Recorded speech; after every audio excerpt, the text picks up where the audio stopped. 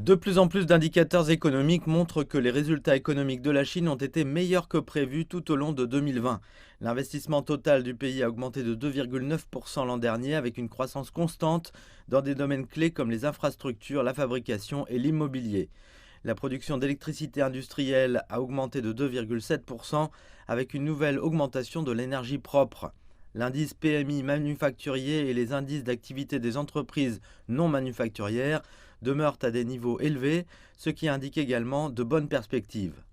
La stabilité et la reprise économique actuelle sont toujours confrontées à certains défis et nous devons travailler dur pour assurer le bon fonctionnement de l'économie.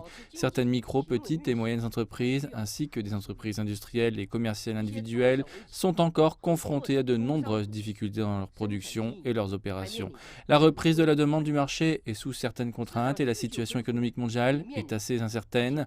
Nous intensifierons le suivi de la performance économique, suivrons de près le développement des entités de marché et prendront des mesures politiques plus ciblées en temps opportun afin qu'un plus grand nombre d'entités de marché puissent ressentir la chaleur de la reprise économique.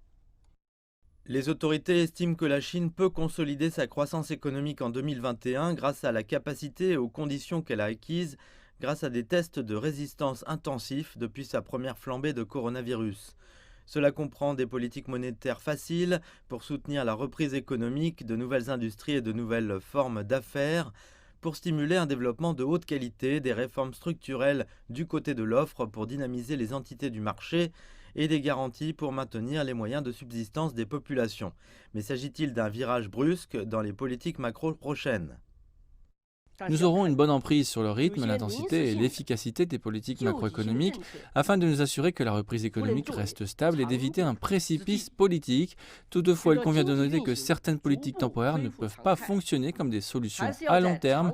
À mesure que l'économie revient progressivement à la normale, nous devons encore stimuler la force motrice interne des entités du marché grâce à davantage de réformes et d'innovations dans un environnement politique normal et laisser un espace politique pour faire face à des situations plus complexes à l'avenir. La Chine a d'autres plans pour le développement futur de son économie, à savoir s'attaquer à des problèmes clés avec les technologies de base, développer les principales infrastructures de technologie scientifique, stimuler la croissance des énergies renouvelables pour atteindre les objectifs de pointe en matière de carbone et de neutralité carbone, et stimuler la consommation.